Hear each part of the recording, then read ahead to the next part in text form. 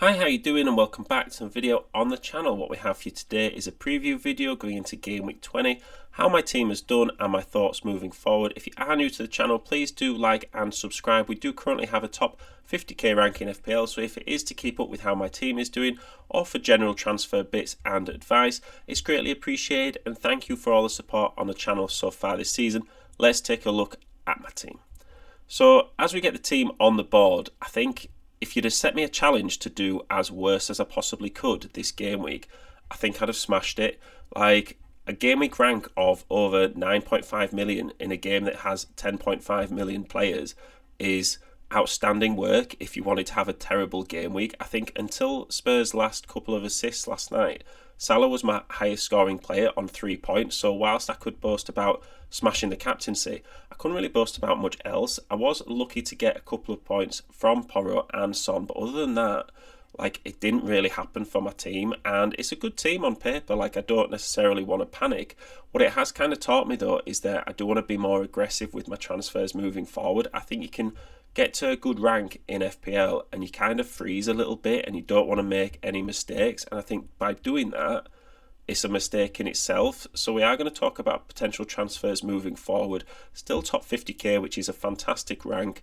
You know, if you'd have said after 19 game weeks halfway through the season I'd be there, I'd have taken it. So, you know, we're going to keep moving forward, not get too down about it because it is a game. And let's take a look at the fixtures for this game week. So as we get the fixtures on the board here, there are a lot of good fixtures, especially for the players in my team in particular.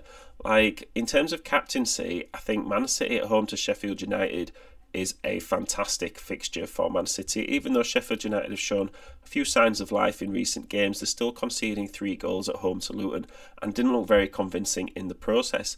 I think if you were looking outside of that, Newcastle look pretty tired, so away at Liverpool is not a good game for them.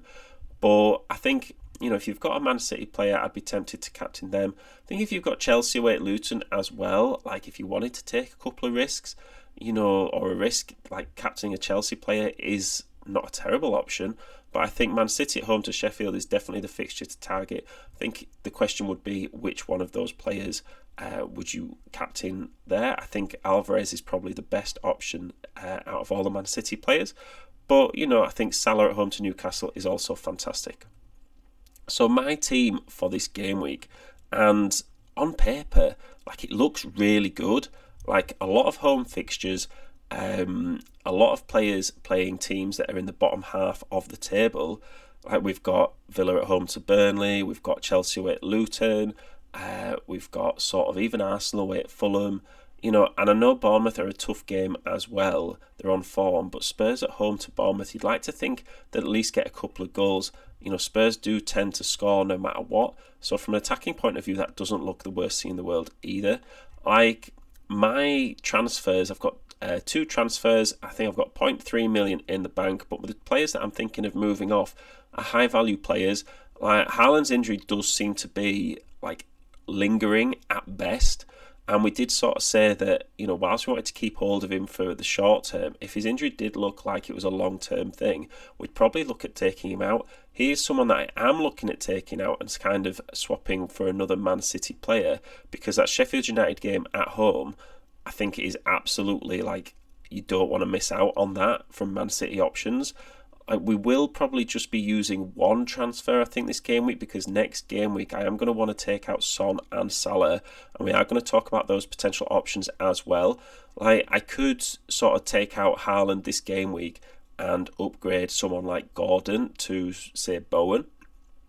But then I'm looking at, well, who would I drop from a starting 11? If I was to bring in someone else instead of Gordon, even though Newcastle's fixtures are tough, I think without Salah and Son in the next few game weeks, I'm probably going to want Gordon back in anyway. So I don't really want to take out Salah and Son this game week with those fixtures. And I think if I was to upgrade Gordon to, say, Bowen, I don't know who I'd drop from my starting 11, because the starting 11 looks pretty strong this game week. But let's take a look at my transfers. And my first replacement for Haaland is going to be Alvarez. Now, Man City's fixtures do look phenomenal. I think Alvarez is someone who, whilst he is highly owned, he's not super highly owned. Like, there is a bit of differential there because you think, look at that and you say, oh, he's like 29% owned, about 30% owned. Like, well, he's owned by a third of managers, but that also means that 2/3 of managers don't own him. So I think once you get over 50% in ownership, then that is really high. But until then, if you've got more managers not owning him than owning him, it's a little bit of a differential. And I think to attack those fixtures as it is, I think Alvarez is great, and it does allow me to get Haaland back in. Like, as soon as Haaland's fit, I'll just swap Alvarez back to Haaland in one transfer. So if I did make that transfer, I'd also be looking at getting in Jared Bowen next game week for someone like Son. I think when I do it next game week, he has Sheffield United and then Bournemouth at home. And then even that Man United and Arsenal's fixtures, like West Ham have just beaten Arsenal. I think the fixtures overall look pretty good for someone like Bowen. And then next week, I'd also be swapping Salah for someone like Phil Foden.